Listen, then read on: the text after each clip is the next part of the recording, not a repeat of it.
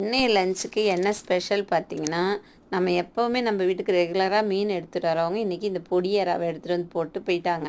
நானும் இது எப்படிடா க்ளீன் பண்ணுறதுன்னு பார்த்து க்ளீன் பண்ணியும் முடிச்சுட்டு அந்த எறாவுக்கு தேவையான வெங்காயம், தக்காளி, பச்சை மிளகாய், இஞ்சி பூண்டு பேஸ்ட்டு எல்லாத்தையும் ரெடி பண்ணி வச்சுட்டாங்க.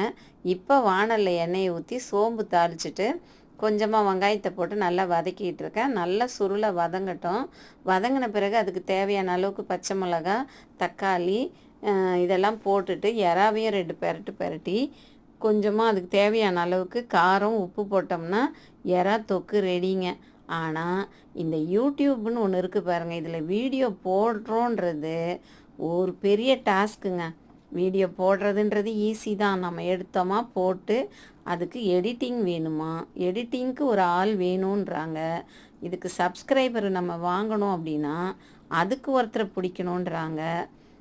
எடிட்டிங் பண்ணி நாம் எந்த நேரத்தில் போட்டால் நமக்கு நல்லா வீடியோ ஓடுது அதை பார்த்து வீடியோ அப்லோட் பண்ணணும் சொல்கிறாங்க.